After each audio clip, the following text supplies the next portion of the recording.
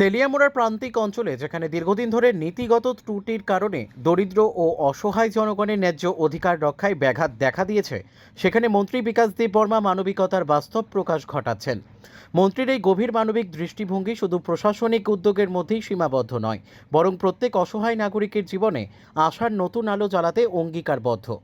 মুঙ্গিয়াকামী বাজার এলাকায় বাসকারী প্রতিবন্ধী নাগরিক সুশীল দেব বর্মা, যিনি অতীতে আততায়ীর বন্দুকের গুলিতে আহত হয়ে এক পা হারানোর কষ্ট ভোগ করছেন, তার জীবনের সংগ্রামকে গভীরভাবে উপলব্ধি করে মন্ত্রী বিকাশ দেব বর্মা সরাসরি কার্যক্রম গ্রহণের সংকল্প প্রকাশ করেন। তার মতে, মানবতার আসল পরীক্ষা হলো দুর্বল অসহায় জনগণের পাশে দাঁড়ানো।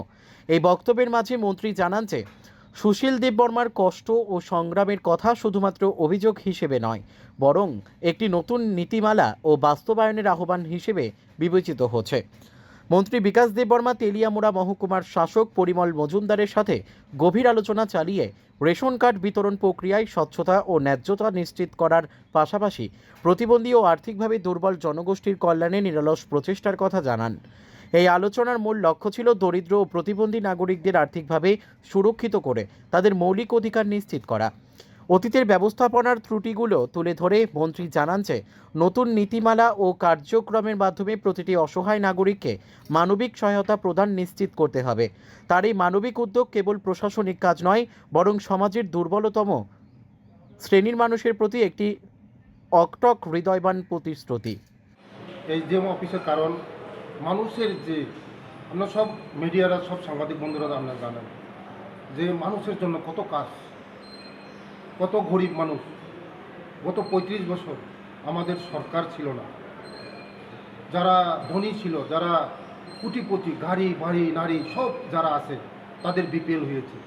যার কোনো কিছু নেই, যার কোনো ঘর নেই, জমিন নেই, কোনো কিছু নেই বলতে তাদের এপিএল। আর যার কিছু আসলো সিপিএমের আমলে দীর্ঘ ৩৫ বছরে তার অন্ততই হবে, নাহলে বিপিএল হবে। আর গরিব মানুষের কোনো কিছুই তারা এপিএল কার্ড। তার জন্য আজকে আমি মণ্ডলে আসা মানে আমার বিধানসভা যাওয়ার পরে একদম গরিব পিটিজি রিয়াং সম্প্রদায়, গরিব বলতে একদম গরিব, কোনো কিছুই ছিল না। আজকে সঙ্গে সঙ্গে আমি এসডিএম সাহেবের আসার পরে রেশন কার্ড এই গরিব মানুষকে সঙ্গে সঙ্গে পিজি কার্ড করে দেওয়া হয়েছে। তার জন্য আমি এসডিএম সাহেবকে ধন্যবাদ এবং ফুড ডিপার্টমেন্টের ফুড সেকশনকেও আমি ধন্যবাদ জানাই। এবং গত দিনে এই মুঙ্গিয়াকামিতে উগ্রপন্থীর দ্বারা আক্রান্ত হয়ে আক্রান্ত হয়ে সুশীল দেববর্মার নামে তার পাউটা চলে গিয়েছিল। পাউ ঠিক করার জন্য আমি এসডিএম সাহেবকে বলেছি, সঙ্গে সঙ্গে তাও করে দিয়েছে এসডিএম সাহেব। পাউ আর্টিফিশিয়াল পাউ এটা করে দিয়েছে সুশীল দেববর্মা মুঙ্গিয়াকামি। কতদিন উগ্রপন্থীর দ্বারা আক্রান্ত হওয়ার পরে পাউটা চলে গিয়েছিল, আজকে সঙ্গে সঙ্গে করে দিয়েছে। তার জন্য আমি ধন্যবাদ জানাই এসডিএম সাহেবকে। কারণ প্রচুর কাজ থাকে, এরিয়ার কাজ থাকে, মানুষের প্রচুর অভিযোগ থাকে।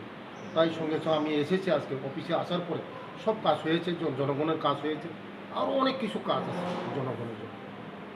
এসডিএমের সঙ্গে মিটিং করেছি, বসেছি।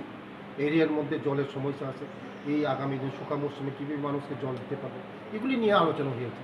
আগামী দিন সব আমাদের এরিয়ার সম্পর্কে আমি আলোচনা করেছি। এরিয়ার জন্য কীভাবে কী করা যায়, ডেভেলপমেন্ট করা যায়, ডেভেলপমেন্টের জন্য কথা বলেছি, ডেভেলপমেন্ট করা যায়। তার জন্য সকলকে নিয়ে আমরা ডেভেলপমেন্ট করছি। আমাদের রাজ্যের যিনি জনপ্রিয় মুখ্যমন্ত্রী প্রফেসর ডক্টর মানিক স্যারজির নেতৃত্বে যে সরকার, আমরা মানুষের জন্য কাজ করি, দায়বদ্ধতা, গরিব মানুষের